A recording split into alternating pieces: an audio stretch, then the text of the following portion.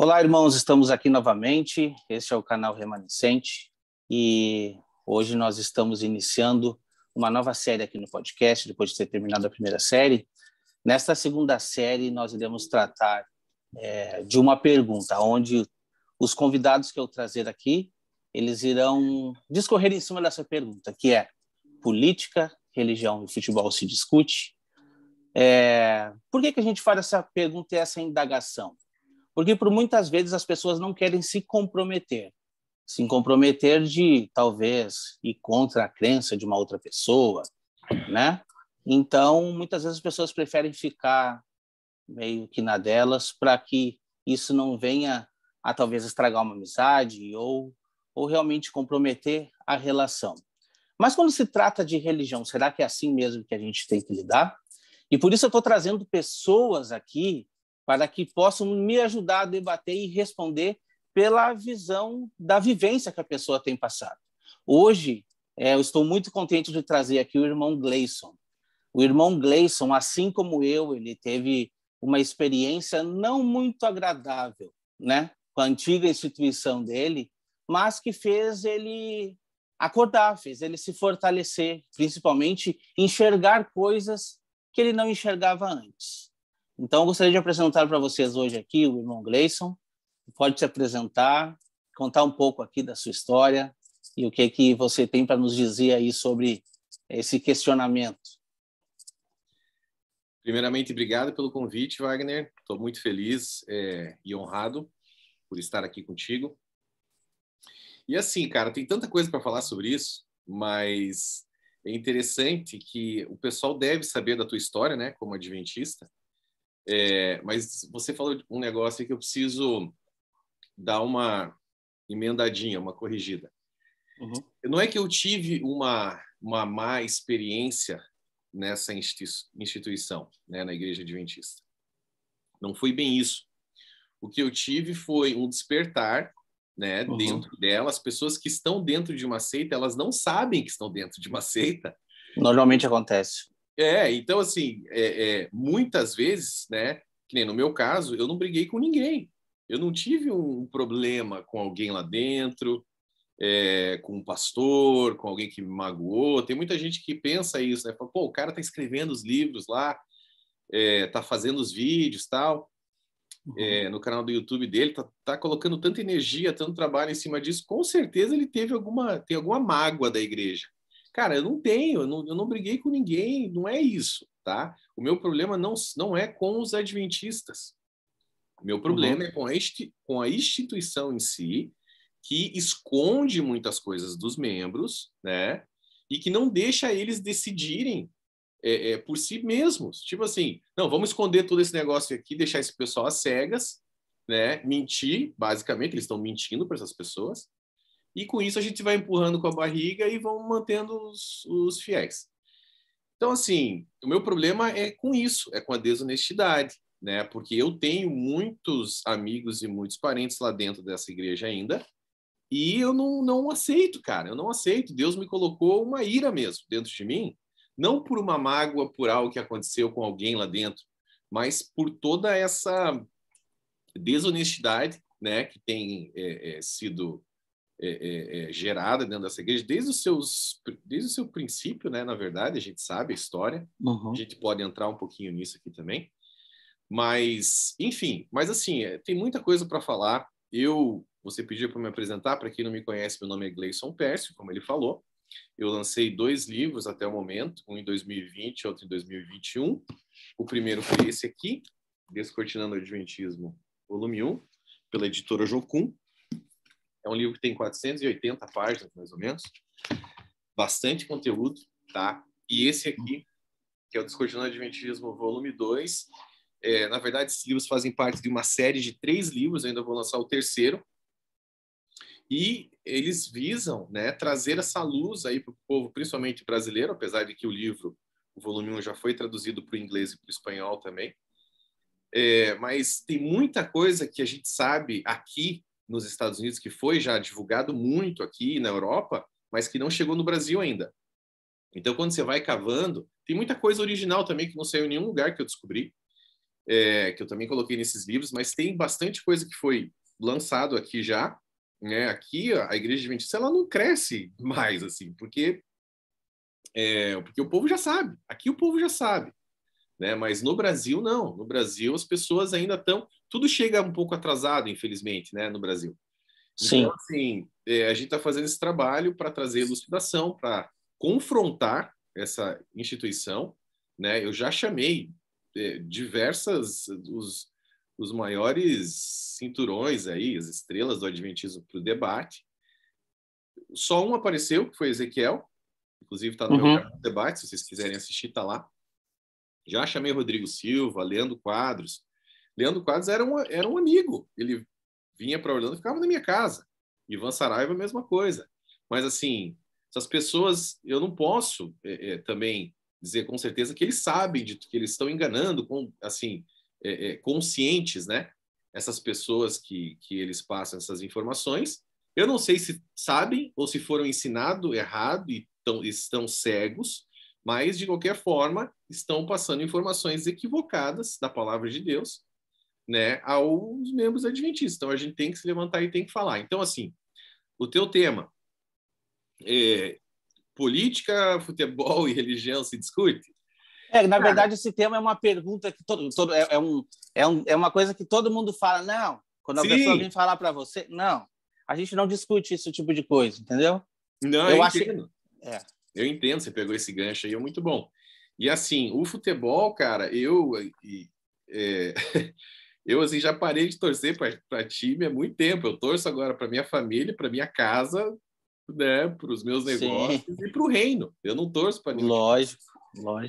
Política, eu não sou cabo eleitoral de nenhum político em específico, mas eu creio que sim, a gente deve falar sobre política, porque política é governo e nós fomos chamados para governar, então a gente tem que entender quem é que está governando, quem é que está lá, né? Como esse cargo principal ali, seja de presidente ou deputado, senador, etc., porque vai impactar, assim, diretamente nas nossas vidas. Então, eu creio que deve ser discutido, sim. Sim. Inclusive, interessante que até aconteceu um negócio curioso outro dia. Eu estou num grupo de... Quando eu estiver falando demais, você pode me parar, viu? Não, tranquilo. Soga a ficha. Eu estou num grupo de amigos de infância do Colégio Adventista, que eu estudei no colégio, no CCA, né? Colégio Curitibano Adventista. Estudei por muitos anos lá. Também estudei no internato, em Hortolândia. E, cara, no IASP, né? E, assim, eu tô dentro de um grupo do WhatsApp de uns amigos dessa época do CCA, da quinta série ao primeiro ano do segundo grau, eu estudei lá. Então, eu fiz muitos amigos, assim, tem amigos até hoje ali, que a gente se fala. E daí um deles teve uma ideia, mas é um grupinho pequeno, assim, de 8 pessoas. E um deles teve uma ideia de, não, vamos chamar todo mundo que fazia parte da nossa turma, vamos fazer uma reunião aqui, um reencontro, vai ser legal. Eu falei, cara, não sei se esse negócio vai dar certo, mas eu tava pensando, porque eu sei que tem gente né, que é adventista ainda, que estudaram comigo e que eles devem ter ouvido falar do meu livro, né? Eu falei, esse negócio aqui não vai dar certo, né? E o pessoal começou a entrar no grupo e tal. E aí, cara, eu tenho um amigo que estava nesse grupo anterior, né, que é um amigão de infância, e esse cara é meio doidão, assim, e ele começou a postar muita coisa não de religião, mas de política. E a favor do Bolsonaro e tal, mas ele é meio exagerado, assim, né? Sim, sim. Cara, deu 2 dias, já metade do grupo já tinha ido embora, já. Sim, o pessoal não suporta. O pessoal não suporta. Então, tipo assim, eles levam ainda mais com essa polarização que está acontecendo agora, né? A questão é a seguinte, ó, agora você vai fazer entender, e o pessoal que está assistindo, que está escutando também, vai entender, tá? Por exemplo, quando a gente vai trazer para esses outros âmbitos, a gente aqui está tratando de espiritualidade, de religião, mas quando a gente vai trazer para os outros âmbitos, eu posso ser o torcedor, por exemplo, do Corinthians, e vai ter um torcedor do Flamengo. Eu posso dizer, não, meu time é melhor, ele vai dizer o time dele é melhor. Mas a verdade é que um deles ganhou mais. Existe uma verdade absoluta em cima disso. Quando vai para a política, a mesma coisa. Eu estou aqui nos Estados Unidos, você também está, e a gente sabe quanto esse país é avançado com relação à política. Aqui é um absurdo o avanço, por quê? exatamente porque o pessoal vai a fundo, o pessoal estuda, o pessoal entende sobre, né, o povo, a população americana entende sobre política realmente, não aquela bagunça que a gente sabe que infelizmente é no Brasil. Só que, infelizmente, na religião, a gente também tem que acabar lidando com paixão. E esse é um problema, né? Esse é um problema que a gente vê que isso acontece, porque muitas vezes a gente tenta pregar uma mensagem, a gente tenta mostrar a palavra de Deus e a pessoa se diz assim, não, tudo bem, mas olha só, é só um errinho mediante a paixão que eu tenho, entendeu? Deus não está vendo isso, Deus está vendo o meu coração. Eu entendo que Deus vê o coração da pessoa e ele realmente ouve a oração das pessoas sinceras. Porém, a palavra de Deus nos diz: examinai as Escrituras, pois julgai ter nela a vida eterna. Então, esse que é o ponto em questão. Não, com certeza. E assim, você falou coisas bastante interessantes aí, porque, em primeiro lugar, a religião, ela é uma espécie de futebol, tá? Isso. Eu tenho o meu time, Exatamente. Você chegou no ponto. Eu tenho o meu time, que é a Igreja Adventista. Então, são grupos ali de torcidas organizadas, né? Cada um torcendo para sua religião, que assim, não faz o menor sentido isso. Cristo, ele pregou sempre a unidade. É só você ler ali na oração sacerdotal de Cristo, ele está falando de unidade, né? Sim. Que ele seja um, assim como eu e você somos um, eu e o Pai.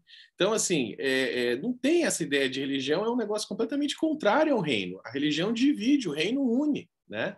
Exatamente. A religião se iniciou com a Torre de Babel, né? Então, assim, a gente sabe o que eles estavam buscando fazer ali, né? Nimrod, ele construiu uma grande torre, né? um grande templo, digamos assim, para tornar o nome dele famoso, né? Então é o que as igrejas fazem hoje em dia, criam templos grandes, né? Com as suas placas para serem famosos. Então assim, então é bem interessante isso daí, porque é como se fosse uma espécie de times de futebol. Agora, essa minha área, que é a área de apologética, tá? Inclusive até estou fazendo mestrado e a primeira matéria minha do mestrado foi apologética, e na verdade, ela fala exatamente sobre esse ponto que você tocou aí, que é a da verdade absoluta. Você não pode ter várias teorias, né, sendo verdade. Uma delas tem que ser mentira. Quer dizer, uma delas tem que ser verdade e as outras vão ser mentira, né? Exatamente. Então, assim, a apologética, cara, é algo tão... Eu sou apaixonado, assim, por apologética. Só que ela começa, ela é tipo um funil, né? Em cima, que é o início da apologética, você está defendendo a fé cristã contra ideias de ateísmo, agnosticismo e outras coisas que... e outros ismos, como se diz, né? Os ismos. Então, assim... ela começa assim. Aí você tem que aprender a defender a tua fé contra essas ideias malucas de que o universo surgiu por acaso, né? Tem um cientista, existe uma área dentro da apologética que chama teleleogismo, né? Que é basicamente uma visão cosmológica da criação, né? E uma visão de propósito, ou seja, tudo que você vê no universo mostra que ele foi feito com um propósito, né? Existe uma intenção por trás, né? Tem um cientista que ele é dessa área, ele já faleceu, na verdade, Frederick Hoyle, um cara que fazia parte ali do membro, ele fazia parte da Academia de Letras da Inglaterra, e esse cara é muito culto, muito renomado, e ele dizia o seguinte, que seria mais fácil você colocar bilhões de homens cegos, um ao lado do outro, ombro com ombro, ao redor do sistema solar, cada um deles com um cubo mágico na mão, tá? E fazendo com que eles resolvessem esse cubo, todos eles cegos, resolvesse esse cubo no mesmo segundo. Seria mais fácil isso ocorrer, tá? do que o universo ter sido criado por acaso. Não tem como. Sim, é não tem. impossível, né? Então, assim, você começa a defesa da fé cristã ali, né? Existe Deus, não existe Deus, existe verdade absoluta, tal. E isso vai se afunilando, e aí você chega na parte onde você defende a sã doutrina cristã contra as seitas, né? Uhum. E essa sã doutrina, então, assim, a verdade não tem problema que algumas pessoas interpretem a Bíblia um pouco diferente em algumas questões que não são cruciais, tá? Ah, pré-tribulacionismo, pós-tribulacionismo, enfim, besteiras. Eu vejo como uma besteira. Tem gente que leva muito a sério isso, mas eu vejo como algo, tá, eu não tô, isso não vai fazer do cara um herege, tá? Não vai causar um problema sério. Agora, quando você mexe na natureza de Cristo, e principalmente quando você mexe no Evangelho, aí Deus tem um problema com esse negócio aí. Com certeza. Esse Evangelho custou caro, né? Então você está basicamente privando pessoas de algo por uma simples questão de ganância e de poder e para manter ali os membros, né, daquela instituição presos naquele lugar. Então aí existe um problema e as pessoas não entendem. E o politicamente correto é irmãozinho, amigão do diabo, porque ele está lá, o politicamente correto, impedindo as pessoas de falarem para as outras. E o pior, a bolha que se forma em torno dos membros de uma seita é tão grossa que eles falam o seguinte: quem sair, a própria Ellen White falou, né? Os que saírem da igreja vão ser os mais ferrenhos opositores. Então, quando alguém sai, claro, porque ela sabia que um dia a casa ia cair, mas Sim, quando sim. alguém sai, aí eles falam, ó lá, tá vendo como era uma profetisa verdadeira? Ela profetizou isso. Mas essa é uma forma do cara não ouvir quem saiu. Sim. O cara sai, descobre as coisas, tenta falar, meu, tá errado, olha aqui, eu É tenho isso. prova. É isso que eu queria te perguntar agora. Quando que foi o start? Só para te saber, tá? Eu assisti todos os teus vídeos, todas as séries, entende? Ainda não comprei o livro, mas vou comprar, porque eu quero ter ele físico nas minhas mãos. Mas, assim, eu assisti quando foi ali a tua conversão, que realmente foi um momento que você separou para você, eu achei isso magnífico. Mas, vamos lá, você descobriu que não era pouco, era muita coisa errada, lendo o livro de Hebreus, que foi o mesmo ponto que eu descobri também. Uhum. Eu queria saber de ti se tu sentiu a mesma coisa que eu, uma sede para falar, e se naquele momento que você descobriu, você já sabia que deveria falar, e se ficou travado por isso, ou tentou falar e não foi ouvido e viu que não, vai ser mais difícil do que eu pensei. Na verdade, foi assim. Você já viu meu testemunho, então você sabe. Eu estava extremamente envolvido com a Igreja Adventista, até o pescoço envolvido. Eu era líder evangelista, líder de construção de igreja, pregava na igreja. Então, assim, só que eu passei por uma crise no final de 2017. Em 2017, eu passei por uma crise porque eu comecei a ver que não era possível que aquilo ali era Deus, que aquilo ali era o cristianismo. Eu não conseguia vencer pecados assim de estimação e não tinha poder nenhum, velho. Eu não estava entendendo o que estava acontecendo. Não é possível, isso aqui tem uma coisa errada aqui. Uhum. E eu falava isso para os adventistas, falavam, não, irmão, no mundo três aflições, está tudo certo, você está dando teu dízimo, você está indo na escola sabatina, você está aí ajudando a igreja, pregando, evangelizando, tá, lê os livros de Ellen White, meu amigo, você está Tá salvo. cabeça, tá Tudo tudo certo. certo. Eu falei, não tô acreditando que isso aqui tá certo. E eu comecei a cavar e eu comecei a ligar para algumas outras pessoas de fora da igreja adventista. E eu falei com um amigo meu no Brasil, que tem uma pegada mais penteca, assim, mais pentecostal, e ele falou, Gleison, cara, é muito legal, assim, eu não sei que igreja você frequenta mais hoje, mas se frequenta alguma, Não mas frequento, não. dentro dessa pegada mais pentecostal, assim, eles são eu gosto, porque é algo que eles buscam o poder de Deus, sabe? Uhum. Então você pega e quando o Espírito Santo pega, ele tem liberdade. Ali ele tem liberdade para agir. Claro que existem os exageros, né, dos neopentecostais, não vamos nem falar sobre isso.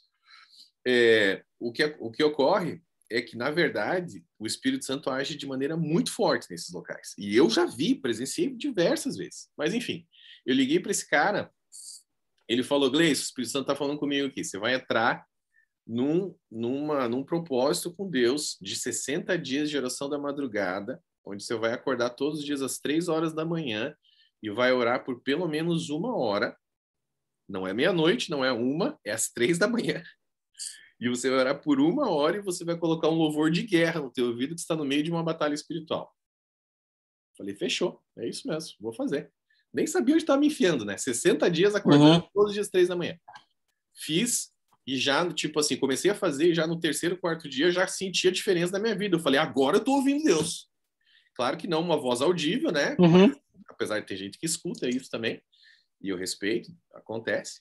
Mas comigo foi aquela, né, aquela voz do Espírito Santo interna me dando direções que eu não recebia antes. Por quê? Porque eu não sabia orar. Sim. Eu não sei você quando era adventista, mas eu, quando era adventista, minha oração era de 5 minutos, no máximo. E olhe lá, você fazia oração só para se mostrar lá na frente da igreja ou com os teus parentes, né? Assim, toda rebuscada, Senhor dos Exércitos. Né? Sim, sim, sim. E assim, mas não tinha intimidade com Deus, não tinha relacionamento nenhum. E é essa vida, não vou falar de todos, mas da grande maioria, 99% dos religiosos da igreja adventista são assim. Os caras não têm relacionamento, eles têm um conjunto de regras da igreja, os dogmas, 28 dogmas lá, da igreja adventista que eles seguem. E assim, você é mais santo se você não come carne, você é mais santo se você não assiste TV.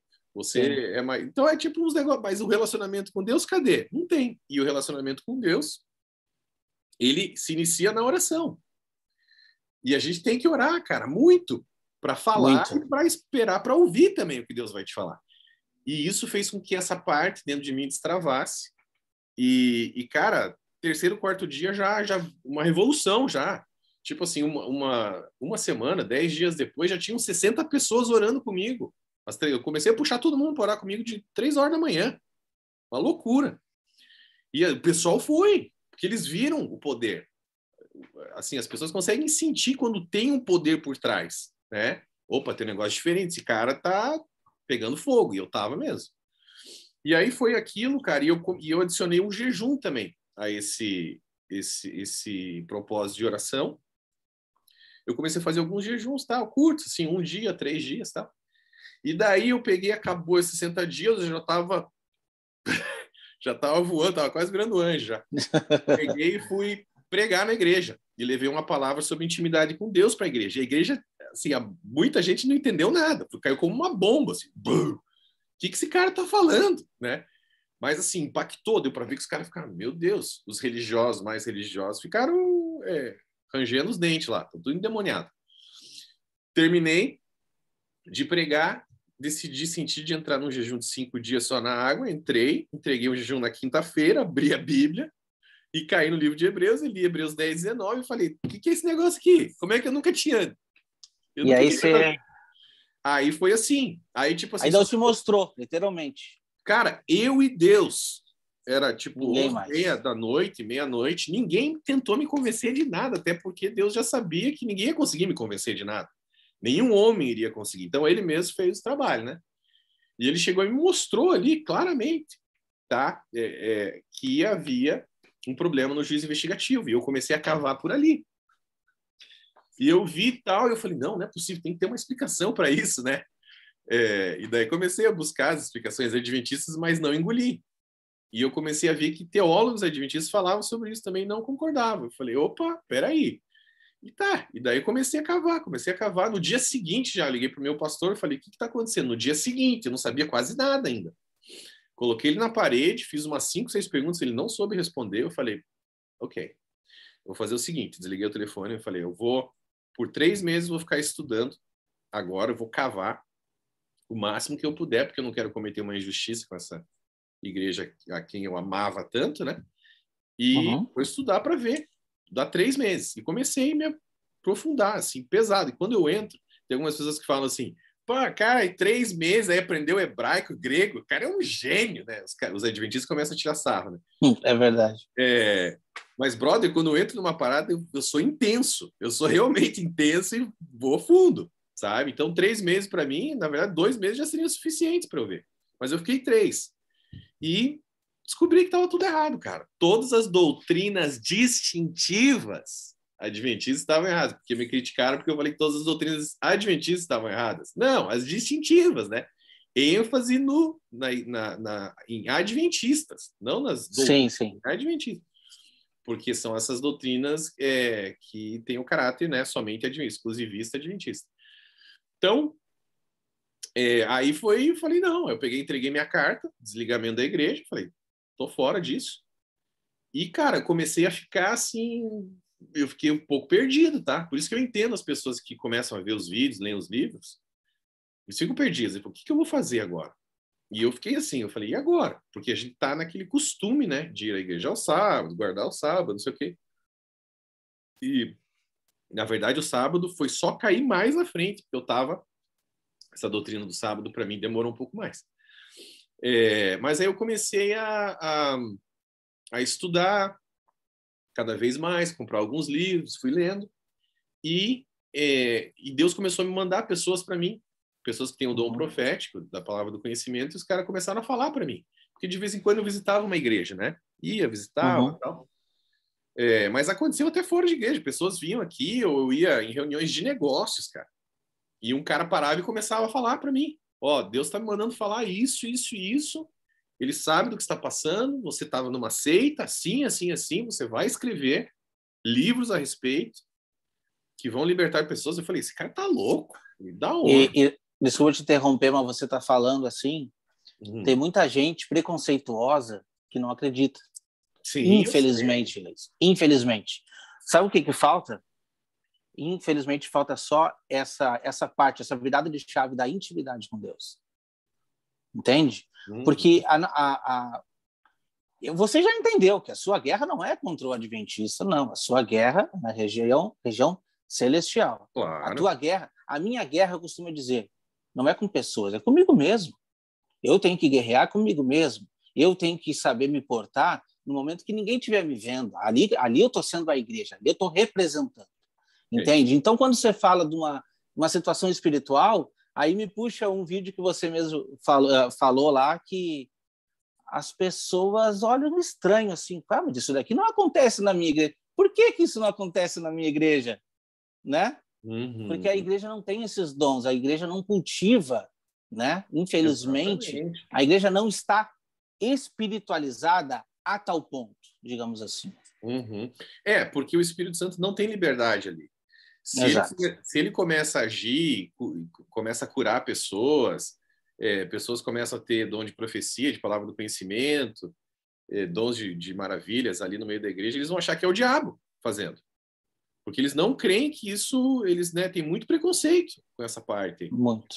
Então, por que o Espírito Santo vai agir? Para eles acharem que é o diabo que está fazendo o trabalho? Então, ele não faz nada. Ele fica, se é que ele está lá, né? Que é bem debatível isso. Mas eu creio que ele está em qualquer lugar que existe um coração sincero buscando a Deus, né? Isso. Mas, assim, é complicado, cara. Tem umas reuniões lá extremamente legalistas, Não, é sabe muito como é que é? complicado. É muito complicado. Mas o que eu achei muito interessante foi que uma pessoa que eu conheci em 2018, um profeta de Deus, assim, um homem de Deus pesado mesmo, tá? É um cara fantástico, Rafael Conrado. Ele, inclusive, estava na minha casa esse final de semana, ele pregou na igreja que eu frequento aqui, eu trouxe ele para pregar, e foi um negócio absurdo, ali, o mover de Deus. E eu conheci esse cara em 2018, e ele fez o prefácio do meu segundo livro, né? Ele também é escritor e tal. E ele foi uma das pessoas que profetizou na minha vida, assim. Só que ele falou o seguinte, ele falou, olha, Deus manda te dizer que não é a hora ainda de você fazer nada, tá? Isso foi em 2018. Falou, o que você vai fazer agora é ficar no secreto com ele. Deixa ele te curar. Deixa agora é a hora de você mergulhar nele, tá? Então, fecha a porta do teu quarto, entra no relacionamento íntimo com ele, que você vai ver aonde que ele vai levar os teus livros, aonde que ele vai levar o teu ministério e a tua vida, né? E, cara, eu, assim, na verdade, eu nem estava pensando em escrever livro nenhum, né? O cara falou, livro? Que livro, né? E aí foi isso que eu fiz, cara. Eu peguei, fiquei só no secreto com Deus, eu passava horas, assim, cara, 2, 3 horas, 4 horas em oração na madrugada. Eu nunca mais parei de orar de madrugada, né? Uhum. Só que agora eu não acordo às 3 da manhã, né? A não ser que Deus me acorde no meio da noite, aí eu levanto e oro. Mas eu fico ali, geralmente, da meia-noite a 1, meia-noite às 2. É o melhor horário, é muito bom, porque a casa está todo mundo dormindo, está todo Sim, mundo sim. em silêncio, você fica ali, pega a parte do mundo espiritual que está a mil, né? O planeta, a parte material está adormecida, mas o mundo espiritual está a mil. Exatamente. Então você entra ali, cara, e você recebe muito de Deus. E foi isso que aconteceu comigo. Eu comecei a receber, beber daquela água viva ali. E Deus foi me curando mesmo, muita coisa, cara. Nossa, recebi muita coisa. Não foi só parte assim do ministério, foram estratégias de negócios, questões de família, como educar meus filhos melhor, tudo em oração ali, sabe? Então foi muito bom. Eu passei um ano assim, um ano e pouco. Aí, tipo, depois disso, esse mesmo cara chegou bem e falou: Ó, Gleison, a caneta tá na tua mão agora. Deus deu a caneta, tá na tua mão. Pode escrever. Pode começar. E, Entendi. e assim, e a escrita, né? Essa parte de ser escritor, era algo que estava dentro de mim desde muito pequeno, assim. E eu não tinha dado muita atenção, mas eu sempre ia muito bem nas redações, sabe? Vestibular, tirei 10 em redação, que é um negócio quase impossível. Mas desde pequeno, assim, e eu não explorava muito. E eu via que era esse o propósito que Deus tinha para minha vida mesmo, desde pequenininho. Deixa eu te fazer uma pergunta aí, te interrompendo, mas vamos trazer já para dentro do livro. Uhum, Você, quando você teve a ideia de escrever o livro, talvez assim você pensou, vou conseguir alcançar mais pessoas através do livro. Sabe o que eu achei muito interessante mesmo? Infelizmente, o povo no Brasil ele é acostumado a não buscar, não fazer a busca.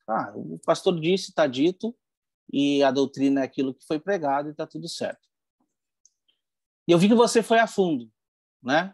Você pesquisou a história de uma forma que o pessoal do Brasil não tem acesso. uhum, Realmente, eu reconheço, não tem acesso. E muita coisa que a gente vê aqui nos Estados Unidos, estando aqui, você sabe, você poderia ter dito muito mais coisa e você não disse. uhum, Talvez falta de tempo, mas enfim. Muita coisa que acontece com a igreja aqui, se falar no Brasil, o pessoal acha um absurdo. Mas, uhum, infelizmente, a igreja acontece porque a gente sabe que acontece, né? uhum, Mas você conseguiu trazer da história artefatos que comprovam que a doutrina ela já começou errado, já começou de uma forma errada. Eu costumo dizer assim que Deus não poderia ter revelado uma coisa tão errada para uma pessoa, né? E aí uhum, quando as pessoas dizem assim, tá, mas ela tinha um anjo relator que falava, né? Só um minutinho. Ela tinha um anjo relator que falava. uhum. Eu fico pensando que anjo que é esse? Sim. Porque para desvirtuar tanto a palavra, do jeito que foi desvirtuado, não tem igual. Quer ver uma coisa? O livro de Hebreus ele trata de uma forma tão completa o santuário, que é uma coisa tão debatida, tão estudado dentro das doutrinas da igreja, que, olha, deveria ser Uhum, muito claro que Jesus entrou no lugar santíssimo. Não, se você quiser esquecer essa parte de Santo e Santíssimo, não tem problema. A questão é, se você entender tudo o que acontecia no santuário terrestre, jamais você vai entender que Jesus passou para chegar lá no céu e ficar afastado de Deus, porque a palavra é muito clara em dizer: assenta a minha direita, até que eu ponha todos os inimigos por estrados do meu pé. essas peças. Agora me diz, qual é o lugar mais santo do universo? Não seria a destra do Pai, que é onde Cristo Jesus está? E Uhum, muito mais o ministério, né? Porque se ele como sacerdote, agora como sumo sacerdote, ora, aonde adentrava o sumo sacerdote? No lugar santíssimo. Não tem, isso para mim não tem discussão, e o livro de Hebreus ele trata muito bem disso. Exato. Ele trata muito bem disso, mas aí acontece um ponto que é assim, ó, aconteceu comigo, de um pastor chegar e dizer bem assim, olha, a igreja tem 160 anos, mais de 160 anos. E você tem quantos? 30 e poucos. Quem é você para debater com relação à igreja? Não, você está errado e a igreja está certa. Eu escutei isso de um pastor, e isso me doeu muito, entende? Sabe? Infelizmente, me travou por muito tempo, Sim. mas eu entendi que realmente eu tinha, assim como você, eu também tinha que compartilhar essa mensagem. Então, primeiro eu te elogio pela questão do livro, porque deu acesso a muita informação que eu não tinha. Eu não tinha. Mesmo tendo o mesmo conhecimento que tu, pelo menos bíblico, a questão histórica eu não tinha. Não tinha, Gleice. Não tinha mesmo. E eu tinha uma questão muito forte. Quer ver como a gente... Tem muita gente que diz assim, ó, um irmão dizia assim para mim, mas Wagner, tu saiu da igreja, então tu parou de guardar o sábado. Eu olhei para ele, mas o que tem uma coisa a ver com a outra? Uma coisa é doutrina e outra coisa é princípio. Eu tenho um princípio. Então eu tinha essa questão. Mas eu sempre tinha uma pulga atrás da orelha, Gleice, de dizer assim, ó, cara, se esse ministério está errado com outras coisas, isso não pode estar certo também. Ou se está certo, pelo menos está sendo guardado do jeito errado. Por via das dúvidas, eu vou ficar naquele sinal amarelo, não ultrapasse. Mas, assim, por mais que eu tenha entendido todo aquele plano que Deus deixou na Bíblia de judeus e gentios, de nova aliança, foi abrir meus olhos realmente depois que eu vi os teus vídeos. E eu até mandei uma mensagem para ti e eu falei isso para você, né? Que realmente fez entender que a gente... O jugo da antiga aliança não pode estar prevalecendo sobre nós, entende? Não estamos debatendo aqui mais a partir de agora de crenças. A pessoa, não, tem que guardar o sábado. Se você quer guardar o sábado, guarde. Não tem problema, não vai ter. O problema maior é dizer que eu não vou ser salvo por não guardar. Esse é o problema maior. Impedir pessoas de entrar no reino do céu por um simbolismo que a pessoa não entende. O simbolismo não é entendido, que é o mais importante. O simbolismo, né? O simbolismo do descanso eterno, o simbolismo do sétimo milênio, o simbolismo do que o sábado realmente representa. Hebreus 4 trata disso, né? 4, que a gente tem que se esforçar para entrar naquele verdadeiro descanso. No dia que se chama hoje. Hoje, o dia de hoje, exatamente. Hoje é o dia. Não, com certeza. Inclusive, mas, cara, é muito interessante, porque assim, ó, essa questão das alianças, né, é uma das melhores formas de você entender a Bíblia é através do ponto de vista das alianças. E eu vejo que não é exclusividade do adventismo não conhecer isso direito, porque Exato. quando as pessoas, quando eu saí da igreja também, eu tive várias pessoas me ligando e tal, e depois que eu tinha aprendido a questão do sábado, do jeito correto, eu tentava explicar, mas as pessoas não entendem o que é, os adventistas não entendem o que é uma aliança. Eles não entendem o que é uma aliança. Eles não entenderam o evangelho. Percebi isso também. E eles não entenderam o que é uma aliança, tá? Mas, assim, essa questão das alianças, pouca gente sabe. Se você chegar para um evangélico e falar assim, ó, você sabe como adventista é um dos maiores argumentos. Você vai falar, tá, o sábado está nos 10 mandamentos, você não guarda, então você pode matar, pode roubar e tudo mais. Esse é um dos maiores argumentos, né? Eu usava isso. Eu também. Então, assim, então o cara não sabe. E eu já perguntei, depois que eu saí, perguntei para vários evangélicos. Você sabe me responder? Ele falou, não, eu não sei, Gleice. Como é que funciona isso? Então, para a pessoa, eu comecei a notar que esse ministério ele vai além dessa questão da igreja adventista e de libertar pessoas, que já é algo, né, bastante importante, mas vai um pouco além disso, que é na questão apologética de explicar para as pessoas o evangelho através das alianças, né? Porque o que é uma aliança? Em primeiro lugar, Deus fez aliança com muita gente, tá? Deus fez aliança com Noé, Deus fez aliança com Davi, Deus fez aliança com os nazireus, com Sansão, Deus fez aliança com o povo de Israel, Deus fez aliança com Cristo, tá? Mas assim, as pessoas não entendem o que é uma aliança. Então, o que é uma aliança? Uma aliança é um contrato. É um acordo contratual, onde possuem sujeitos, 2 ou mais, né? No caso da antiga aliança, era o povo todo de Israel e Deus. No caso da nova aliança, muita gente acha que é Deus Pai e o povo gentil. Não é. É Deus Pai e Deus Filho. A nova aliança é feita entre Deus Pai e Deus Filho. Nós entramos debaixo do que Cristo fez por nós. Entramos debaixo dele. Mas a aliança é feita entre Deus Pai e Deus Filho. Porque somente assim ele conseguiu achar um parceiro de aliança que cumprisse corretamente a aliança. Porque todos os outros falharam. Uhum. Então, no final, por que a nova aliança é a aliança mais importante e a aliança perfeita? Porque é feita com o filho.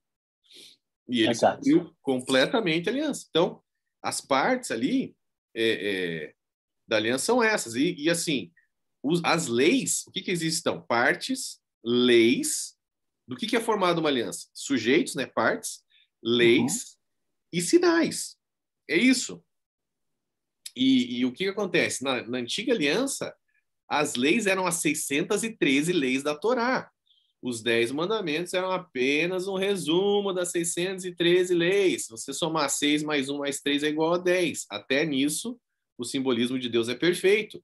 Os 10 mandamentos eram um resumo. E o sábado era uma lei cerimonial que estava elencada entre os 10 mandamentos. Na nova aliança, agora é feita entre Deus Pai e Deus Filho, entramos debaixo do Filho, como cordeiros. Parênteses, voltando um pouquinho. Os sinais da antiga aliança, sábado, que era o sinal contínuo, e o sinal iniciático, a circuncisão. Na nova aliança, as leis são a lei do amor. Agora é ame ao próximo como a ti mesmo e a Deus sobre todas as coisas. E os sinais da nova aliança são batismo, que entra no lugar da circuncisão, que é o sinal iniciático. Você entra dentro da nova aliança através desse simbolismo, desse sinal. E o sinal contínuo é a Santa Ceia. O que era lembra-te do dia do sábado para santificar, agora faça isso em memória de mim.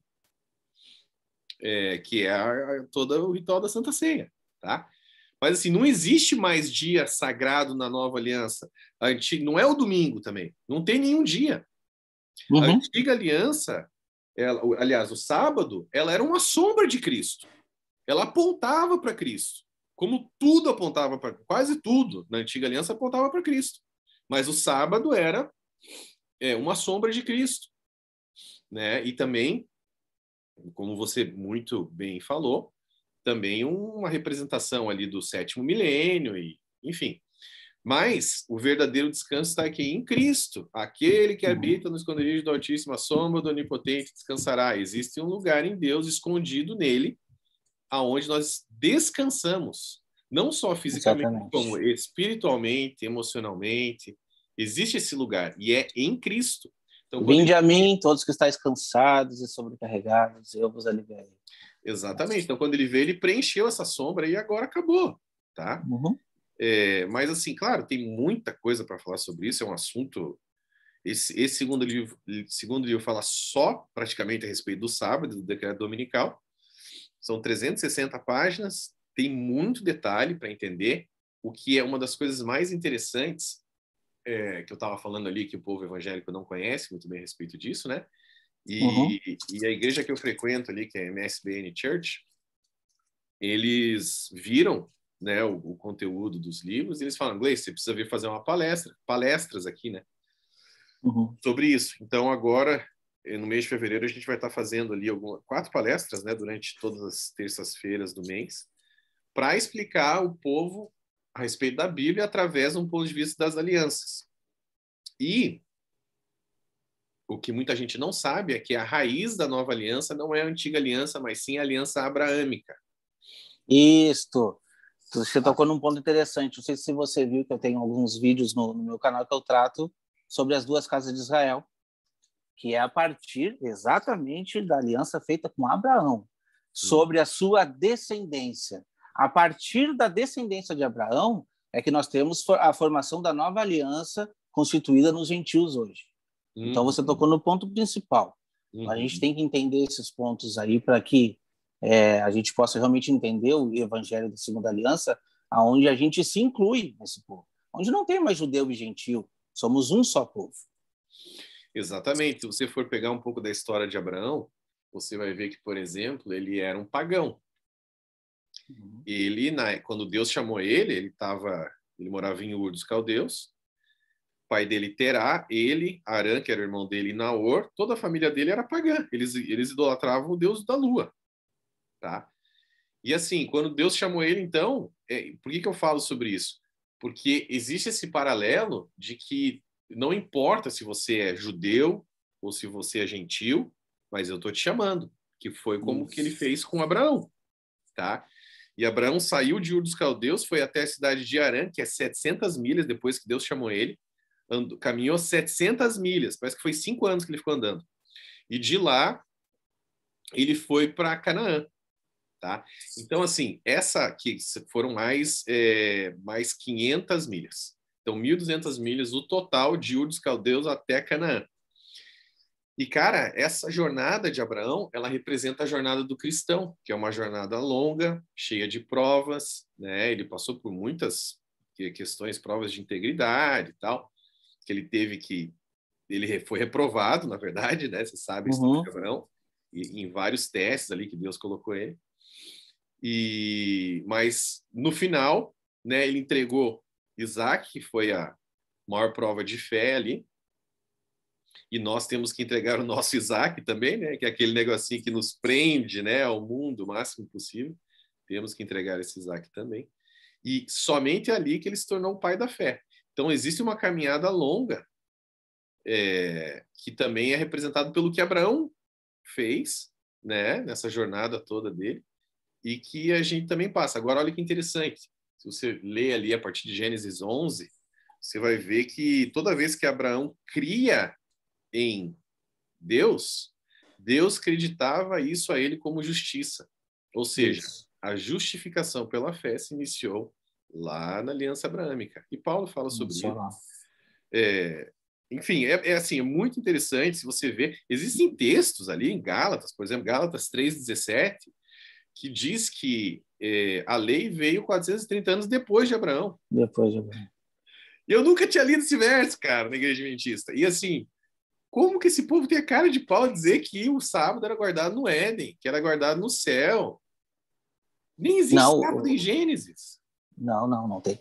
O sétimo dia é diferente do sábado. Exatamente. Até porque era um dia só. Foi um dia. Aquele sétimo dia de Gênesis, aquele sétimo dia da criação, ele não teve contagem de tempo. Exatamente. Não teve tarde de manhã. Ele é uma representação do dia eterno, ele é a representação do milênio. Exatamente. Né? Entende? E outra coisa, Deus não cansa. Deus não precisava descansar. Entende? É uma representação nós teríamos muito assunto para falar. Nós teríamos muito sobre isso. Mas, infelizmente, o povo prefere aquela historinha desenhada do que entender o lado espiritual da situação. E a nossa função aqui, quando a gente descobre, realmente é falar. Realmente é falar. Leison, eu gostaria de ter muito mais tempo para falar contigo, mas a gente sabe que o tempo é curto e eu vou te chamar assim para a gente trocar uma outra ideia num outro vídeo, alguma outra coisa, e continuar essa conversa. Estava boa por mim, eu ficaria falando muito mais aqui. Não. Eu gostaria de ler um verso que eu tenho certeza que você se apegou nesse verso e esse versículo tem que ficar com a gente. E está lá em Gálatas 1, no versículo 8, diz assim, ó. Mas ainda que vós mesmo, ou um anjo vindo do céu, vos pregue o evangelho que vá além do que vós temos pregado, que seja anátema. Assim como já dissemos, agora repito, se alguém vos prega o evangelho que vá além daquele que vos recebeste, seja anátema. Nós temos que ficar com a palavra de Deus, entende? E é muito difícil. É mais fácil, como está lá no livro de Ezequiel, a gente pregar para um incrédulo e formar aquela ideia da verdade para aquela pessoa, do que tu desfazer tudo que foi bagunçado por uma doutrina. Você sabe disso que eu estou falando. Entendeu? E o mais difícil é quando a gente vê que pessoas que eram para estar sendo inspiradas por Deus para falar a mensagem estão distorcendo. E não aceitam, enfim, como você já falou, por determinamento de dinheiro, de status, não aceita a conversa, não aceita olhar, examinar e enxergar que tem coisa errada ali. Então, assim, Me coloco nisso, mas te coloco também, te dou os parabéns por esse ponto e por um outro ponto. Esse ponto é muito importante, que eu vou te colocar aqui, você sabe disso. Você nunca usou de escândalo para promover a mensagem, assim como eu. E nós teríamos muito. Um vídeo com escândalo no YouTube poderia chamar um monte de visualização.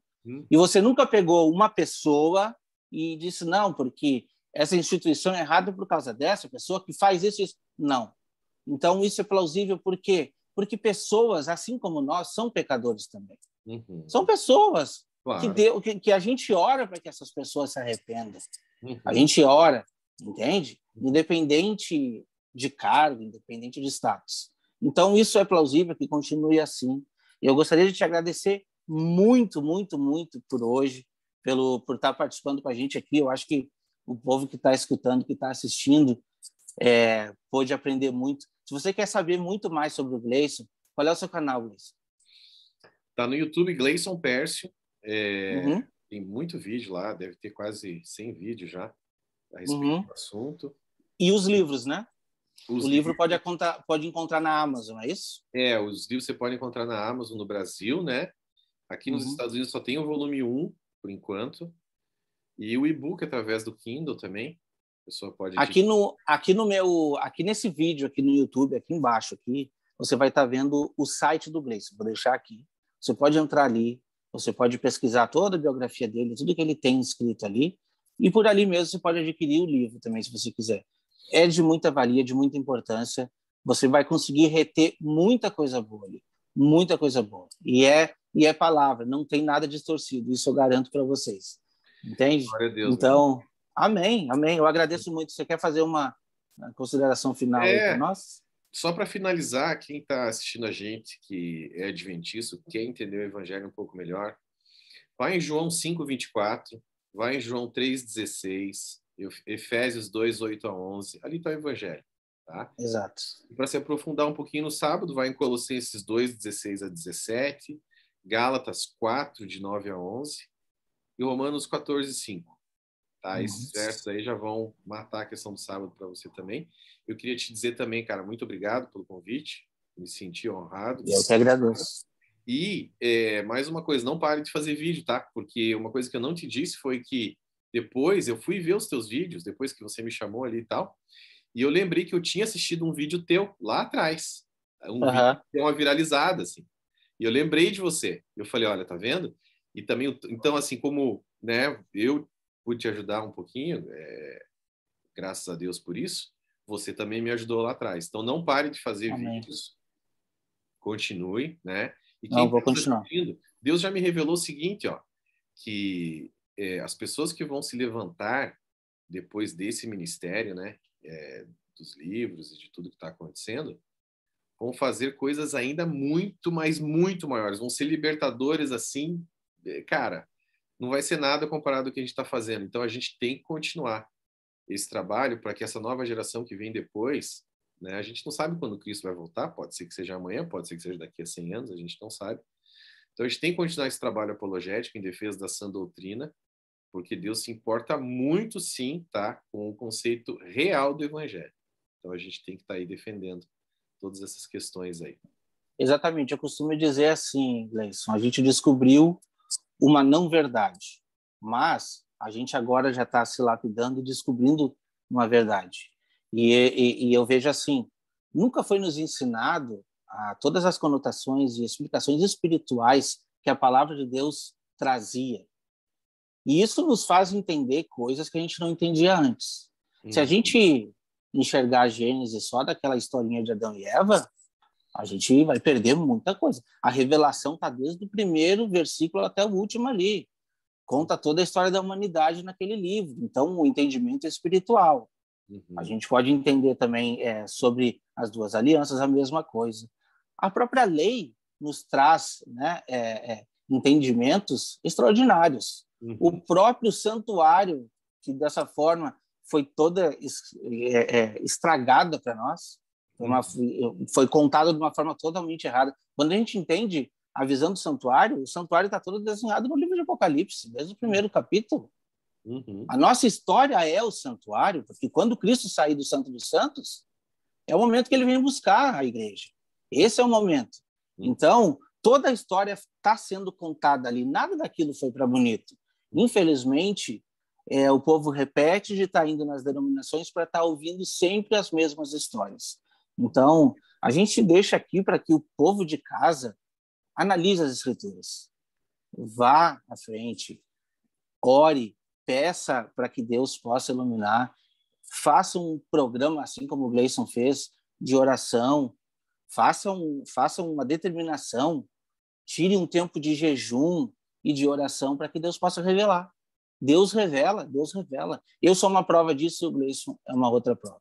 Amém. Então, agradecemos a todos que nos assistiram até aqui. Eu agradeço o Gleison mais uma vez, tá bom? Fiquem todos na paz do Senhor e até o próximo vídeo.